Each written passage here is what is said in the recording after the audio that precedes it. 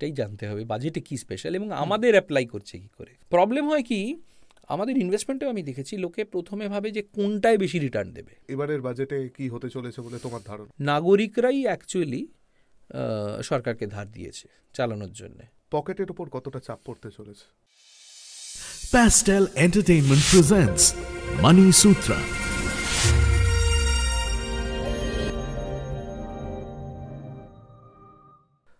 নমস্কার, আবার ফিরে এলাম। আমি অর্ণব, আমার সাথে মল্লাদা। আজকে আমরা যে জিনিসটা নিয়ে পডকাস্ট করব সেটা হচ্ছে, মল্লাদা কি নিয়ে কথা বলবো আজকে? আমরা সামনে বাজেট আসছে তো বাজেট নিয়ে কথা বলবো। মানে বাজেট জিনিসটা আমাদের সাধারণ মানুষদের জীবনে ওই ট্যাক্স বাড়া ছাড়া আর কি কি কাজে লাগে, মানে এটা খায় না মাথায় দেয়, আমাদের জীবনে এটার অ্যাপ্লিকেশন কি, সেই নিয়ে আমরা একটা আলোচনা আজকে করবো। আলোচনা তো না, আড্ডা মারবো। রাইট, হ্যাঁ, আলোচনা করে লাভ নেই। মল্লাদা, বাজেট বলতে আমরা যেটা আমাদের মাথায় যেটা সবার প্রথমেই আসে যে আর কিসের উপর ট্যাক্স বাড়বে, মানে ক্যারামেল পপকর্নের পর এবার কিসের উপর ট্যাক্স বাড়বে? সেই পপকর্ন ট্যাক্স এখন খুব পপুলার হয়ে গেছে। সবাই ট্যাক্স নিয়ে, কিন্তু সারা বছর ধরেই তো ট্যাক্স বাড়া কমা চলতে থাকে। শুধু বাজেটে তাহলে হয়টা কি? তাহলে স্পেশাল কি বাজেটে? এক্স্যাক্টলি, সেটাই জানতে হবে বাজেটে কি স্পেশাল এবং আমাদের অ্যাপ্লাই করছে কি করে।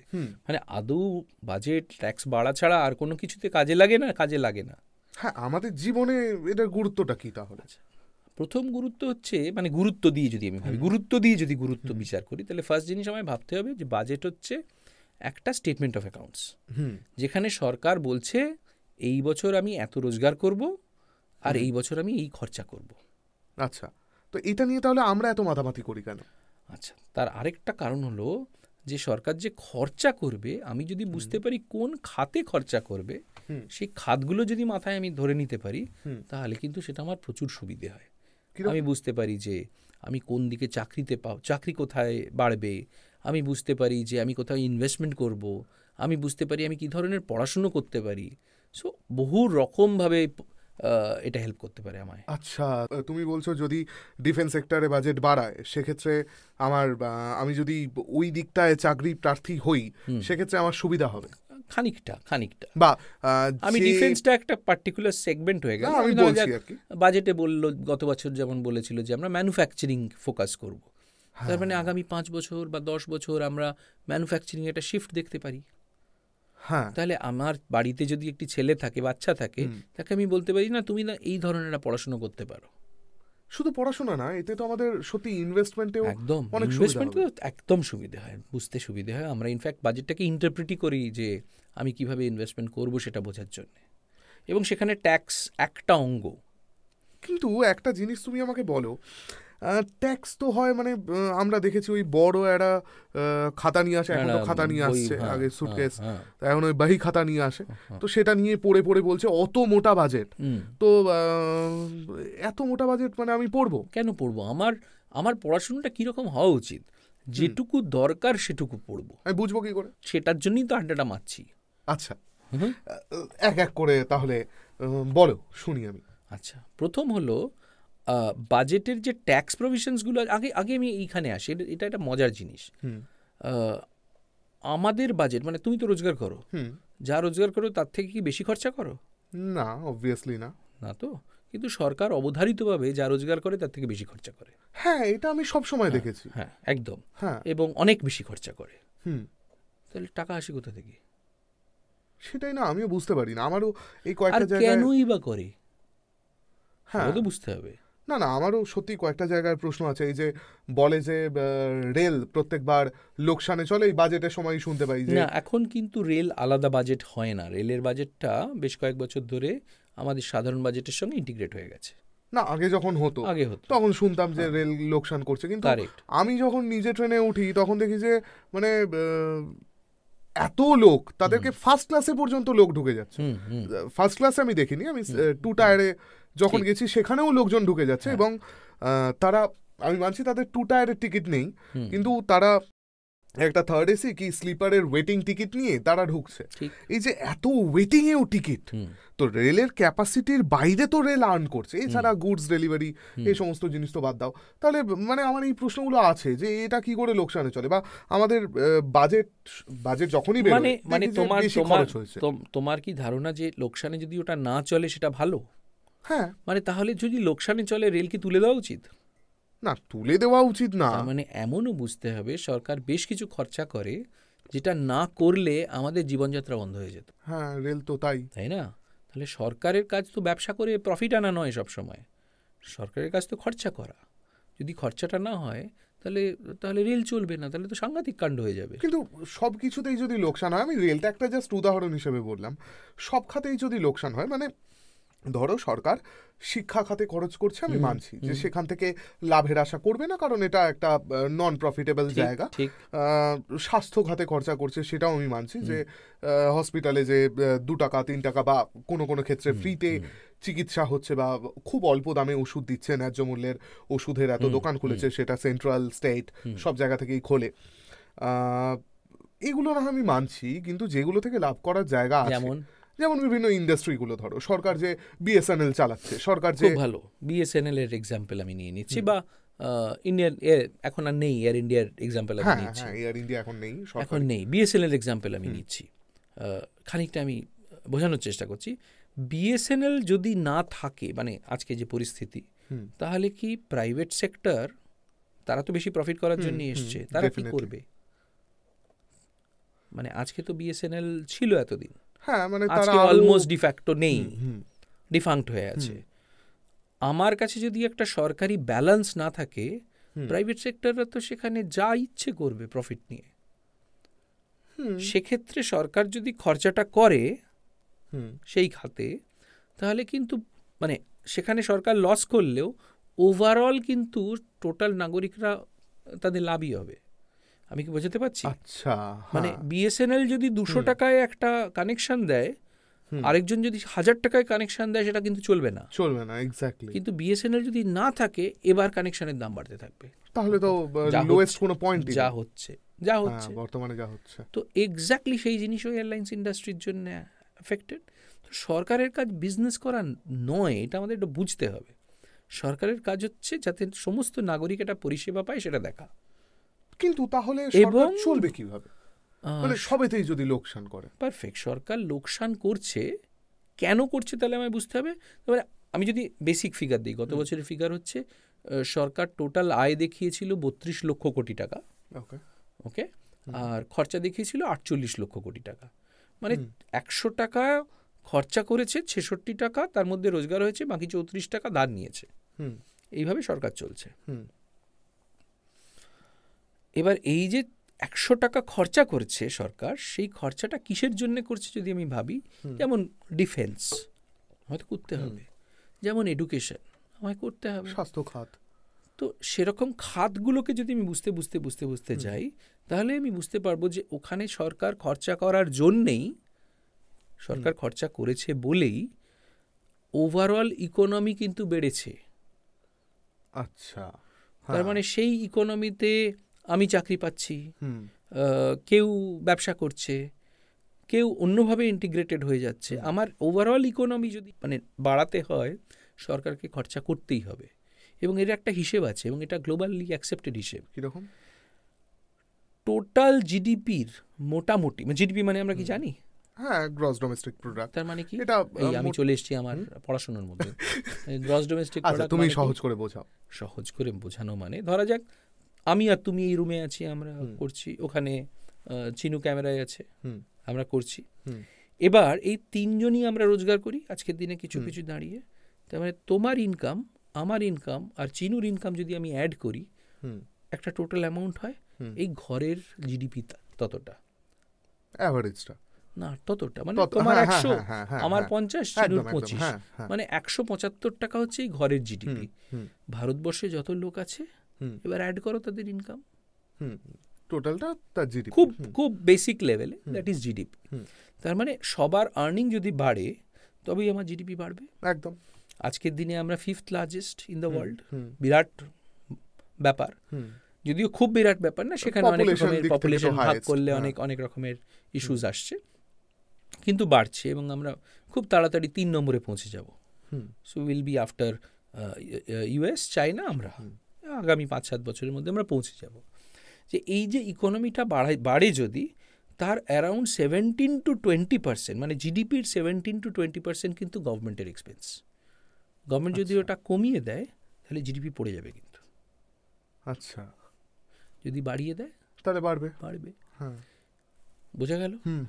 তাই জন্য গভর্নমেন্ট যদি লস করে, এবং সারা পৃথিবী জুড়ে গভর্নমেন্ট লস করে, এইটাই আমি তোমাকে জিজ্ঞেস করতে যাচ্ছিলাম যে এমন কোনো দেশ নেই যেখানে তোমার যখন তারা বাজেট অ্যানাউন্স করছে তাদের লাভ হচ্ছে? হতে পারে অয়েল রিচ কান্ট্রি যদি আমি ভাবি, মানে তাদের কাছে অয়েল রিজার্ভ আছে, তারা তেল বিক্রি করে টাকা আনছে। হ্যাঁ, কিন্তু সেটাও তো সেটা not for always, not for everyone, not for Saudi Arabia যদি আমি, না আমি বলছি তাদের ক্ষেত্রেও সব সময়ের জন্য তো তারা এটা করতে পারবে। কিন্তু বাকি যত দেশ আছে, মানে ধরা যাক আমেরিকায় যদি আমি, হ্যাঁ আমেরিকার কথা, America huge budget deficit, huge, মানে আমেরিকান বাজেট ডেফিসিট আনবিলিভেবল। মানে আমরা সারা বছর 150 কোটি লোক যত রোজগার করি, আমেরিকার বাজেট ডেফিসিট আজকের দিনে, টোটাল বাজেট ডেফিসিট আজকের দিনে তার থেকে প্রায় 6-7 গুণ বেশি। আচ্ছা, তার মানে তুমি বলছো যে বাজেটে যদি লোকসান করে সরকার, তাহলে আমরা যারা নাগরিক আমরা লাভে থাকি? সব ক্ষেত্রে না, মানে সব কিছুর একটা ব্যালেন্স আছে। আজকের দিনে আমার জিডিপি, মানে এটা আমরা একটা রেশিও বার করি, মানে জিডিপি আজকে কত আর কতটা টোটাল ধার, এটা একটা রেশিও আছে। মোটামুটি আমরা প্রত্যেক দেশ অন্তর বার করার চেষ্টা করি। এটা যদি খুব বেড়ে যায় তাহলে কিন্তু মুশকিল। কিরকম? ধরা যাক 100 টাকা জিডিপি আর 250 টাকা ধার।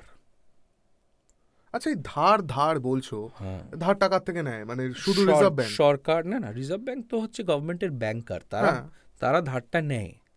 তারা ধার নেয় আমার মতো লোকের কাছ থেকে, আমরা ধার দিই। কিরকম? তোমার প্রভিডেন্ট ফান্ড আছে? পিপিএফ আছে? না। পিপিএফ আছে? হ্যাঁ, না আমার নেই, তবে মানে অনেকের বাবার আছে, প্রভিডেন্ট ফান্ড আছে। তো প্রভিডেন্ট ফান্ডের টাকাটা যায় কোথায়? ওটা তো সরকারের কাছে ধার হিসেবেই যায়। আচ্ছা আচ্ছা, হ্যাঁ। আমরা ধার দিই, ইন্স্যুরেন্সের থ্রু দিয়ে তুমি যে ইনভেস্ট করো তাতে ধার যায়। মিউচুয়াল ফান্ডসের যে বন্ড মার্কেট, সেটা সেখানে ধার হিসেবে যায়। বিদেশেও ইনভেস্টার এসে নিতে পারে, কিন্তু ভারতবর্ষে মূল ধারটা কিন্তু আমরাই হোল্ড করি, মানে নাগরিকরাই অ্যাকচুয়ালি সরকারকে ধার দিয়েছে চালানোর জন্য। আচ্ছা আচ্ছা, এবার 250 টাকা যদি হয়ে যায় তাহলে কি হবে? 250 টাকা যদি হয়ে যায়, তার মানে প্রত্যেক বছর সরকারকে তার উপর ইন্টারেস্ট দিতে হবে। ইন্টারেস্ট তো দিতেই হবে, ডেফিনেটলি। তাহলে বাজেটের মূল অংশ যদি ইন্টারেস্টে কেটে বেরিয়ে যায়, তাহলে খরচাটা কিসে করবে? তাহলে খরচা করাটা অসুবিধে নেই, খরচা কোন খাতে করছে ওটা আমরা বোঝার চেষ্টা করি। আচ্ছা, তো আমি জাস্ট এক্সাম্পলটা যেহেতু দিলাম, জাপানের অ্যাকচুয়ালি ধার এরকম, মানে 100 টাকা জিডিপিতে 250 টাকা ধার হয়ে বসে আছে। জাপানের মতো একটা এরকম? ইয়েস। তার জন্য জাপান যদি দেখি, আমি গত কয়েক দশক ধরে কিন্তু জাপানের লোকজন খুব আরামে আছে, তাদের প্রচুর টাকা পয়সা, সাংঘাতিক। কিন্তু জাপানের এইটা হচ্ছে শ্রেণী, এবং জাপানের কিন্তু ইকোনমি বাড়েনি, জিডিপি বাড়েনি, যার জন্য জাপান আস্তে আস্তে পিছনে চলে যাচ্ছে। তাই? এটা আমি জানতাম না, আমার আইডিয়া ছিল না। কি জানতে হবে, ভাবতে হবে। আমার মতো হয়তো অনেক দর্শকও জানতেন না যে হয়তো জাপানের মতো দেশ সেটা পিছিয়ে যাচ্ছে, মানে টেকনোলজি থেকে শুরু করে পিছিয়ে যাচ্ছে। আমি এইভাবে বলছি যে তাদের জিডিপি কিন্তু বাড়ছে না। হ্যাঁ, মানে ওই তো হলো, বাকিগুলো এগিয়ে যাও মানেই তো তোমার পিছিয়ে যাও। মানে ইন্ডিয়ান জিডিপি আজকে যেখানে দাঁড়িয়ে আছে, আমাদের টোটাল জিডিপি মানে টোটাল ইনকাম কিন্তু জাপানের থেকে বেশি। হ্যাঁ, সেটা তো জনসংখ্যার দিক থেকে দেখলে হয়। শুধু জনসংখ্যা কি দেখা, মানে একটা জায়গায় বলতে হবে জাপান পুরো স্ট্যাটিক জায়গায় চলে গেছে, তাদের না মানে যে পতন কিছুই হচ্ছে না। তার পেছনে আরো কারণ আছে, কিন্তু জাপানের এটা একটা মূল সমস্যা যে ওদের ধারটা সাংঘাতিক লেভেলে আছে। এটাকে ওরা মানে কিভাবে মেনটেন করবে? মানে ধরো ওদের পার ক্যাপিটাল ইনকাম এত ভালো, ওদের এক্সপোর্ট থেকে শুরু করে সমস্ত কিছুতে এত ভালো। হ্যাঁ, কিন্তু ভালো কোথাও গিয়ে শেষ হয়ে গেছে, মানে আর ভালো হচ্ছে না। জাপানিজরা ছিল কিসে? জাপানিজরা এসেনশিয়ালি ছিল হচ্ছে ম্যানুফ্যাকচারিং এ, সে তো চায়না টেক ওভার করে বেরিয়ে গেছে বেশ কয়েক বছর হলো। তাহলে জাপানিজ জিনিস খুব ভালো, প্রোডাক্ট খুব ভালো, কিন্তু শুধু প্রোডাক্ট ভালো হলে হবে না, মানে আমাদের প্রোডাক্ট খুব ভালো কজন শুনছে আর সেরকম মেনটেন করতে হবে। মানে মার্কেটিংও তো করতে হবে, সেই জায়গায় জাপান কোথাও থিতিয়ে গেছে। আর ওদের এই মূল সমস্যা হচ্ছে পপুলেশনটা খুব এজিং, বয়স্ক পপুলেশন, এবং ওদের ধারটা খুব বেশি। আর আমেরিকার ধার কিন্তু মারাত্মক লেভেলে আছে। কিন্তু আমেরিকার একটা সুবিধে আছে, আর আমেরিকার এই ধারটা কিন্তু শুধু মানে ইন্ডিয়া যেমন বললাম যে আমরা ইনভেস্টার, আমেরিকা কিন্তু সারা পৃথিবীতে নিজের ধার বেচে বসে আছে। আচ্ছা, হ্যাঁ, তো চায়নাও কিন্তু আমেরিকার প্রচুর ধার নিয়ে বসে আছে, মানে চায়না আমেরিকাকে পয়সা দিয়েছে। আচ্ছা, হ্যাঁ, $100 বিলিয়ন। এটা চায়না আমেরিকার প্রচুর বন্ড হোল্ড করে। আচ্ছা, এবার প্রবলেমটা হচ্ছে আমেরিকা তাহলে এত ধার নেয় কেন? তার কারণ হচ্ছে আমেরিকার একটা বিশাল সুবিধে হচ্ছে, চা খেতে খেতে কথা বলো, ঠান্ডা হয়ে গেল। আমেরিকার একটা বিশাল সুবিধে হচ্ছে যে আমেরিকা ডলারটা সারা পৃথিবীতে অ্যাকসেপ্টেবল করিয়ে দিয়েছে। তার মানে ওরা নোট ছাপিয়ে লোককে বলছে। তার মানে তুমি ভাবো, তোমার কাছে যদি $100 থাকে, তার মানে কিন্তু আমেরিকাকে তুমি ওই টাকাটা ধার দিয়েছো, মানে ওইটা নিয়ে গেলে আমেরিকান গভর্নমেন্ট তোমাকে ওই পরিমাণ গুডস দেবে। তো সারা পৃথিবীতেও ধারটা ছড়িয়ে দিয়েছে। এইটা ঠিক কথা বলেছো তুমি, মানে ডলারটা যাকে আমরা বিদেশ থেকে ফিরে আসবো, আবার আমরা দেশে আসবো, এসে তুমি আমাকে 2 নম্বর পয়েন্ট বলবে যে আমার লাইফের ইম্প্যাক্ট হচ্ছে যে খরচাটা কোথায় হচ্ছে, ওটা যদি আমি বুঝতে পারি। যেমন গত বাজেটে, মানে এবছর বাজেটে অনেক কিছু অলরেডি, সামনেই বাজেট, পয়লা ফেব্রুয়ারি বাজেট, এখন অনেক কিছু। আমরা ওই দিন কি বসবো তাহলে একটা লাইভ নিয়ে? আরামসে বসতে পারি, মানে ইন্টারপ্রিটেশন তো আমাকে তো অবভিয়াসলি অনেক জায়গায় লেখালেখি তুমি জানো করতেই হবে, কিন্তু বসতেই পারি আমরা। তাহলে আমরা একটা ওই দিন লাইভ করি নাকি? একটা ভিডিও তো করবোই, সেটা বাদ দাও, তারপরে একটা লাইভ করতে পারি। বেসিক কোয়েশ্চেন্সগুলো আমরা হ্যান্ডেল করতেই পারি, যে কি হলো, কি কোথায় কি হলো। মানে বাজেটের রায়টা খুব ইন্টারেস্টিং আমি দেখেছি। যখনই বাজেট হয় তখন যারা পক্ষে তারা বলেন বাজেটটা খুব ভালো হয়েছে, আর যারা বিপক্ষে বলেন না এটা একদম এর জন্য ভালো হয়নি।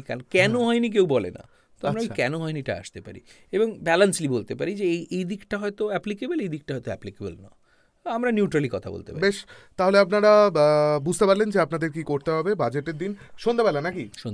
সন্ধ্যাবেলা আমরা চট করে লাইভে চলে আসবো, আপনারাও আমাদের সাথে চলে আসবেন। আমরা কমিউনিটি পোস্ট দিয়ে জানিয়ে দেবো যে আমরা কখন লাইভে বসছি।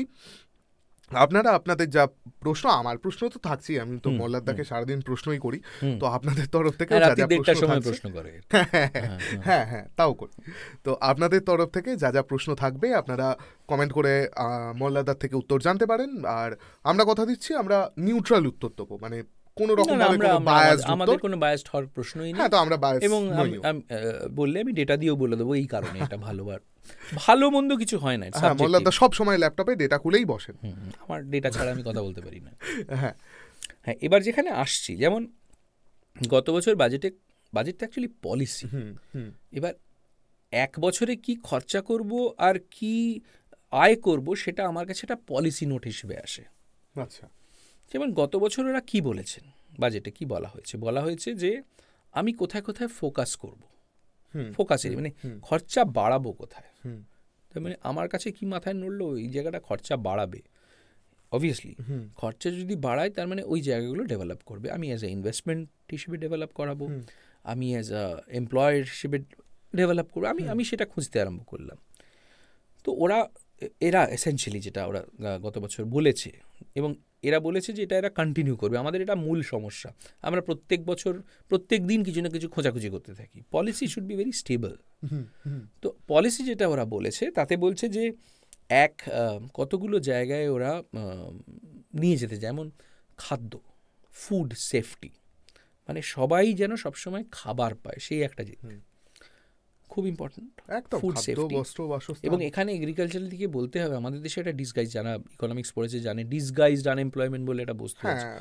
বহু লোক এগ্রিকালচার সঙ্গে যুক্ত এবং অ্যাকচুয়ালি তাদের কাছে কোনো কাজ নেই। মানে এই ব্যাপারটা হচ্ছে, সহজে আমি লেম্যান যতটুকু বুঝি আপনাদেরকে বলছি, সেটা হচ্ছে ধরুন একটা জমি, সেই জমিটা আমার বাবা চাষ করতেন। ঠিক, তো সেই জমিটায় আমি যখন বড় হলাম, আমাকেও বাবা বললেন ঠিক আছে তুই তো অন্য কিছু করছিস না, আয় তুইও জমি চাষ কর। এরপর আমার ছেলে মেয়েদেরকে আমি বললাম আয় জমিটা চাষ কর। এবার জমিটা তো ওই 2 বিঘেই, মানে যেটা আমার বাবা চাষ করতো, তাহলে 2 বিঘে আগে চাষ করতেন হচ্ছে একজন, এখন চাষ করছি আমি, আমার বাবা, আমার ছেলেমেয়েরা মিলে 5 জন। তার মানে কি হলো, বাকি 4 জন তো বেসিক্যালি বেকার, মানে তাদের তো আর কোনো কাজ নেই, এটাকেই বলে। তো হ্যাঁ, তার মানে জমি তো চেঞ্জ হচ্ছে না, ফুড সেফটি আমি আনবো কি করে? এক হচ্ছে আমি বেটার সিডস নিয়ে আসবো, তার মানে আমাকে ভাবতে হবে কারা সিডস ভালো বানাচ্ছে। আচ্ছা, সেকেন্ড আমি ভাবতে পারি ভার্টিক্যাল ফার্মিং শুরু হয়েছে। থার্ড হচ্ছে একই জমিতে আমি বিভিন্ন সময় বিভিন্ন ফসল ফলাতে পারি কিনা। তো এরকম বহু সাইডস আমি ভাবতে পারি, যেই ভাবছি প্রত্যেকটা জায়গা থেকে আমি একটা করে ইন্ডাস্ট্রি বুঝতে পারছি যে আচ্ছা এখান থেকে এটা আসছে, এটা থেকে এটা আসছে। এগ্রিকালচারেরও তো এখন প্রচুর ভাগ রয়েছে। হ্যাঁ, তো এটা হলো ফুড সেফটি। সেকেন্ড যেটা বলছি সেটা ভেরি ইম্পর্টেন্ট, এনার্জি।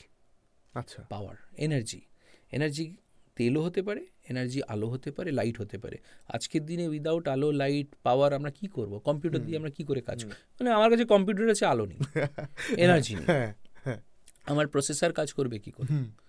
তো এনার্জিতে যেন আমরা নিজেরা, তার মানে পাওয়ার প্ল্যান্ট হবে, আমি জানি না, নিউক্লিয়ার পাওয়ার প্ল্যান্ট হতে পারে, হাইড্রো পাওয়ার প্ল্যান্ট হতে পারে, তার মানে ওখানে একটা মেজর কাজ তৈরি হবে। তো আমি কি আমার ইনভেস্টমেন্ট সেদিকে অ্যালাইন করতে পারি? আমি কি আমার পড়াশোনা সেদিকে অ্যালাইন করতে পারি? আচ্ছা, একটা জিনিস বলো, মানে এটা আমরা সবাই বলি যে সরকার যা বলে তা করতে, মানে ওই 18 মাসে বছর, একদম ঠিক, একদম ঠিক। তাহলে আমরা বুঝবো কি করে? হ্যাঁ হ্যাঁ হ্যাঁ হ্যাঁ, আমরা বুঝি ব্যাক টেস্টিং করে। কিরকম? ও তো বলে বেরিয়ে গেল, হ্যাঁ, আমার কাছে তো ডকুমেন্টটা আছে, আজ থেকে 5 বছরের পুরনো ডকুমেন্টও আছে, 10 বছরের পুরনো ডকুমেন্ট আছে। আমি এই করব বলেছি। প্রত্যেক বছর তো প্রোগ্রেস রিপোর্টটা দিচ্ছে বাজেটে। এটাও একটা ইম্পর্টেন্ট জিনিস।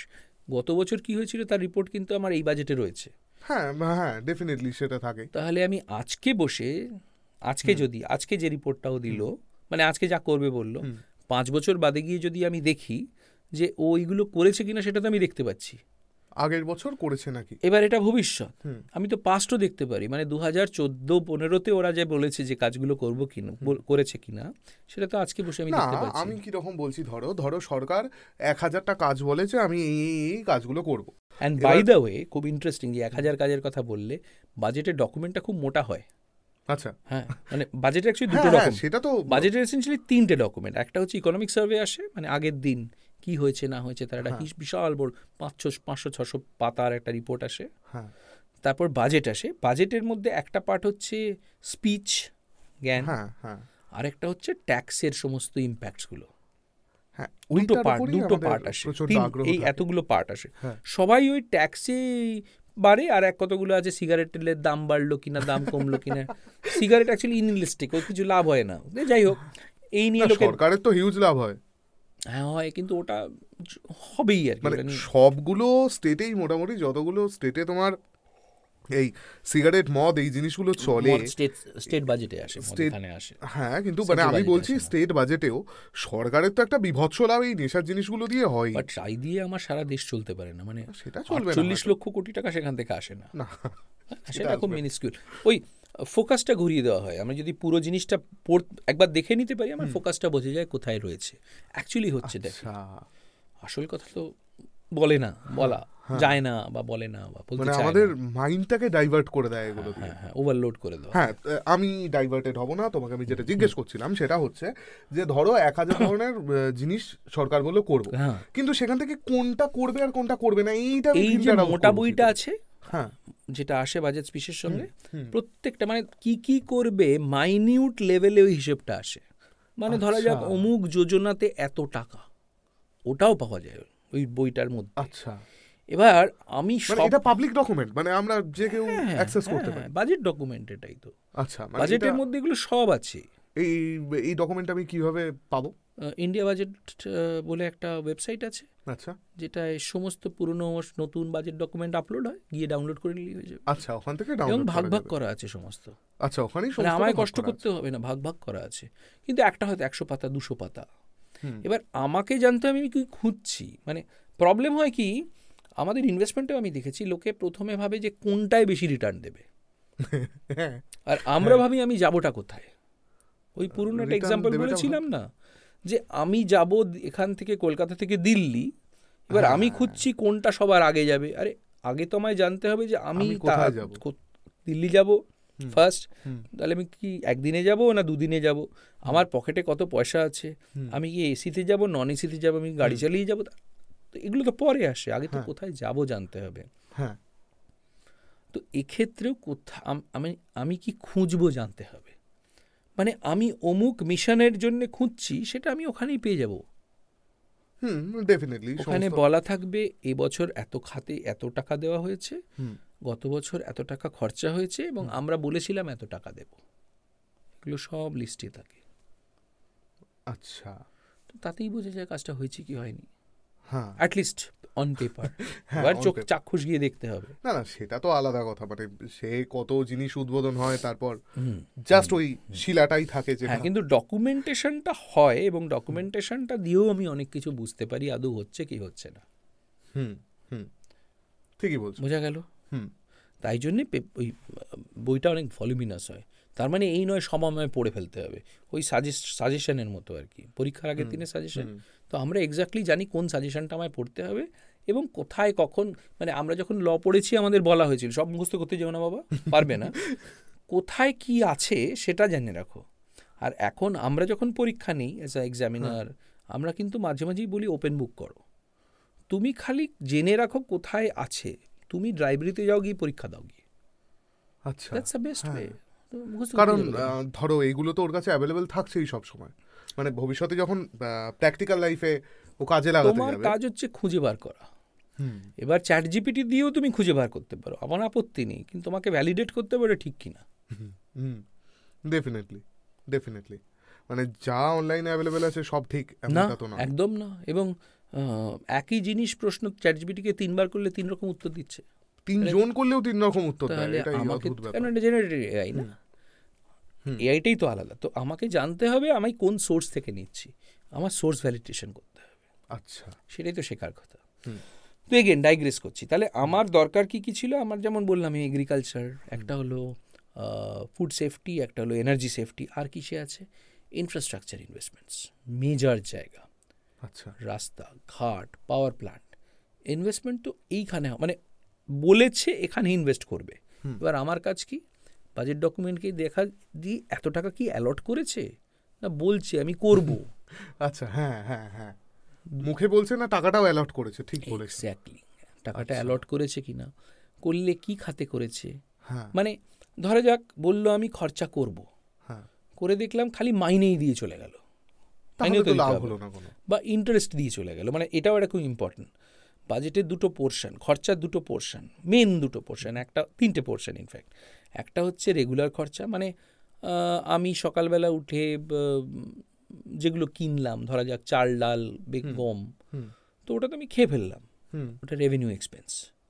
ওকে, কিন্তু আমি যখন একটা গাড়ি কিনছি বা বাড়ি কিনছি, সেটা কিন্তু আমার ক্যাপিটাল এক্সপেন্স, আমি অনেক বছর ধরে ইউজ করব। তাহলে সরকারের কাছে কি এক্সপেক্টেড, শুধু কি চাল ডাল কিনবে? সেটা তো কিনতেই হবে, হ্যাঁ, কিন্তু সব টাকাই যদি খরচা করে দেয় হচ্ছে চাল ডালে, তাহলে বাড়ি বানাবে কবে, ক্যাপিটাল রিসার্চ করবে কবে, আসল তো রিসার্চ করবে কবে, মানে উন্নতি হবে না, যা চলছে তাই চলবে। তো এই 48 লক্ষ কোটি টাকা যেটা সরকার গত বছর বলেছিল খরচা করব, তার মাত্র 20%, 20 থেকে 22% হচ্ছে ক্যাপিটাল এক্সপেন্ডিচারের জন্য, ওটা বাড়াতে হবে। ওকে, 11 লাখ কোটির মতো দেখলাম, না আরেকটু বলি 14 লাখ কোটির মতো হচ্ছে ক্যাপিটাল এক্সপেন্ডিচার, ওটা বাড়াতে হবে। একটা হিউজ পোর্শন আছে হচ্ছে ইন্টারেস্ট পেমেন্ট, ওটা ক্রমশ কমাতে হবে। আচ্ছা, তো এইগুলো আমরা বোঝার চেষ্টা করি বাজেট থেকে, এবং এই ভিত্তিতে এই যে বললাম যেমন এগ্রিকালচার, এইগুলোর ভিত্তিতে আমার ইনভেস্টমেন্টসগুলো চলতে থাকে। যেমন আরেকটা মেজর এরিয়া নিয়ে ওরা কাজ করছে স্কিল ডেভেলপমেন্ট। আচ্ছা, হ্যাঁ হ্যাঁ হ্যাঁ, বিভিন্ন প্রোগ্রাম চলছে কম্পিউটার থেকে শুরু করে সব কিছুরই। হ্যাঁ হ্যাঁ, স্কিল ডেভেলপমেন্টের রিকোয়ারমেন্টটা কি, রিকোয়ারমেন্ট কি বলতে, মানে আদৌ কি দরকার আছে? হ্যাঁ অবভিয়াসলি দরকার আছে, আমাদের যে এই এত বেকারত্ব সেটা আমরা সব বুঝি। কোরিয়াতে, সাউথ কোরিয়াতে 96% কোর্স হচ্ছে স্কিল বেসড, মানে ভোকেশনাল। ইয়েস, আর আমাদের এখানে 4%, পুরো উল্টো। বুঝা যাচ্ছে? সত্যি তো তাই। তো আমরা এইগুলো যদি বুঝতে পারি, দেখতে পারি, আমাদের কাজ হচ্ছে জিনিসগুলোকে নিয়ে বলা। এক, মানে আমরা কনসাস করতে পারি, আর দুই, আমরা ইনভেস্টমেন্টও সেইভাবে করতে পারি, যা করছে করুক, আচ্ছা এইখানে টাকাটা যাচ্ছে, চলো আমি আমার ইনভেস্টমেন্টটা এইখানে করি, সেটা করতে পারি। আচ্ছা আচ্ছা, হ্যাঁ ঠিক বলছো। যাই হোক, ঠিক আছে, এতক্ষণ আমি পুরো ব্যাপারটা বুঝলাম। গম্ভীর হয়ে গেল নাকি? না না, গম্ভীর হয়নি, আমি পুরো ব্যাপারটা গম্ভীর হয়ে গেলে মানে আমার তো গল্প থাকতেই থাকে, একটা গল্প বলি। একজন ভদ্রলোক তার 3 ছেলেকে ডাকলেন। 3 ছেলে, বড় ছেলে, মেজো ছেলে, ছোট ছেলে। বললেন ভাই আমি তোমাদের একটা টাকা দেবো প্রত্যেককে, তো এই যে আমার বাইরে একটা বিরাট বড় ঘর আছে, আস্তাবল আছে, একটা ঘর রয়েছে যেখানে ঘোড়া এসব থাকে টাকে, তো তুমি এই ঘরটাকে পুরো ভরিয়ে দাও, এমন একটা জিনিস কেন ভরিয়ে দাও। তো প্রথম ছেলে গিয়ে কিনলো, খড় কিনে নিয়ে এলো, তো ঘরটা খানিকটা ভরা হলো। দ্বিতীয় ছেলে কিন্তু পুরোটা ভরলো না। দ্বিতীয় ছেলে কি করলো, গিয়ে খানিকটা তুলো কিনে আনলো, খড়ের থেকে বেশি, মানে 1 টাকায় আরো বেশি তুলো পেলো, তাতেও ঘরটা ভরলো না। তৃতীয় ছেলেরা মোমবাতি কিনে আনলো, কিনে আলো জ্বাললো। তো এটা, এই গল্পটা একজন ফাইন্যান্স মিনিস্টার বলছিলেন বোঝানোর জন্যে যে তিনি কিভাবে পুরো জিনিসটা, মানে সারা দেশটা চালাতে চান। আচ্ছা, যে আমি আলো জ্বালিয়ে দেবো, ক্যান্ডেল জ্বালিয়ে দেবো, সারা দেশ আলোয় ভরে যাবে। তো এটা শোনার পরে বেশ কিছু লোক পেছনে বসে শুনছিল, তারা বলল যে 1 টাকাটা তো বুঝলাম, বাকি 99 টাকা কোথায় গেল? এই হচ্ছে সমস্যা, ওই হিসেব মেলাতে হবে। 7 দুগুণে কত জানো? 7 দুগুণে কত? 14। কিন্তু কাকেশ্বর কি বলেছে? হাতে রইল পেন্সিল। তো আমাদের প্রবলেম হচ্ছে অ্যাজ আ নাগরিক, মানে শোনা যারা আমরা শুনছি, বা আমরা যারা ট্যাক্স পেয়ার্স, আমাদের হাতে কিন্তু সারাক্ষণ পেন্সিল থাকছে, আমরা কিছুই পাচ্ছি না। একদমই তাই। আচ্ছা, এবার তুমি বলো যে এবারের বাজেটে কি হতে চলেছে বলে তোমার ধারণা? এটা খুব স্পেকুলেটিভ, বহু লোক বহু কথা বলছেন। তবে ইন্টারেস্টিং হচ্ছে মানে মিনিস্টাররা সব নাকি বিভিন্ন লবির কাছে যাচ্ছেন, ইকোনমিস্টদের মিট করছেন, বিভিন্ন, মানে কি হয় বাজেটটা, মানে বাজেট কিন্তু তৈরি করে কারা? মিনিস্ট্রি অফ ফিনান্সের লোকজন বসে বানায়, বা তারা প্রচুর ফিডব্যাক নেয়, তারা ইকোনমিস্টের কাছে যায়, বিভিন্ন ট্রেড বডির কাছে যায়, সবার কাছে যায়, এবং তাদের থেকে লিখিত নেয় বা তাদের থেকে শোনে, লবি শোনে। খুব ইন্টারেস্টিং দেখছি যে ইকোনমিস্ট বডিও বলছেন যে না, এই ট্যাক্সের এইটা যদি অ্যাডজাস্ট করা হয়, কেউ বলছে এই আমারটুকু অ্যাডজাস্ট করা, কেউ পুরোপুরি কিছু বলছে না, এবং সেই দিয়ে প্রচুর স্পেকুলেশন আসছে। তার মানে আমার ধারণা বা আমার এক্সপেকটেশন হচ্ছে যা গত বছর বলা হয়েছিল, আগে দেখাও ভাই সেইগুলোই হচ্ছে কিনা, সেকেন্ড দেখাও হচ্ছে সেটা যেন কন্টিনিউ হচ্ছে কিনা। এই রোজ সকালে কোনোদিন এই ট্যাক্স, কোনোদিন ওই ট্যাক্স, এই বাড়াও, এগুলো ঠিক নেওয়া যাচ্ছে। তোমার এক্সপেকটেশন কি? আমার এক্সপেকটেশন হচ্ছে স্টেবিলিটি। আচ্ছা, তুমি যদি কোনো ইকোনমিকে বাড়াতে চাও, ভালো করতে চাও, সবার জন্য সত্যি কাজ করতে চাও, রোজ চেঞ্জ করো না। তুমি আমাকে সময় দাও জিনিসটা করার জন্যে, তাই না? আমি একটা গাছ পুঁতলাম, পুঁতে এখানে জল না দিয়ে গাছটাকে তুলে বলে না এখানে আলো পড়ছে, চলো তুলে আরেক জায়গায় নিয়ে যাই, তারপর আবার সেখানে মনে হলো না বাজে বাজে, আবার চলো আরেক জায়গায় নিয়ে যাই, তো গাছটার কি হবে? তুমি বলছো যে আমি যদি একটা সেক্টরে ফোকাস করে থাকি, যতদিন না পর্যন্ত সেটার উন্নতি হচ্ছে, ওভারঅল আমাকে তো ওভারঅল ভাবতে হবে যে হ্যাঁ, মানে আমি তো রোজ সকালবেলা একটা করে সেক্টর চেঞ্জ করে দিতে পারবো। এইটাই আমি বলতে চাইছি। তো গতবারে ওরা বলছে ফুড ইম্পর্টেন্ট না, ইম্পর্টেন্ট না, হ্যাঁ অবভিয়াসলি ইম্পর্টেন্ট। তারপরে এডুকেশন ইম্পর্টেন্ট না, ইম্পর্টেন্ট, ভীষণ ইম্পর্টেন্ট। আমায় তো শেখাতে হবে লোকজন, কি শেখাতে হবে? স্কিলস। এনার্জি ইম্পর্টেন্ট না, ইম্পর্টেন্ট না, ভীষণ। তো আর দেখি কি আছে, ম্যানুফ্যাকচারিং, দেশ দাঁড়িয়ে থাকবে তার উপর, আরবান ডেভেলপমেন্ট, লোকের বাসস্থান, তো এইগুলোই তো মেন ইম্পর্টেন্ট জায়গা, তো এখানেই ফোকাস করেছে। আবার কাল সকালে বলবে না আমার অন্য একটা কিছু। এবং আমি যদি সত্যি সত্যি দেখি, মানে ধরা যাক বাজেট টোটাল যদি আমি ভাবি, আমি কত বললাম যেন 48 লক্ষ কোটির মধ্যে 32 লক্ষ কোটি হচ্ছে ও রোজগার, 48 লক্ষ কোটি খরচা, 16 লক্ষ কোটি ধার করেছে, বেশ করেছে, কোনো অসুবিধে নেই।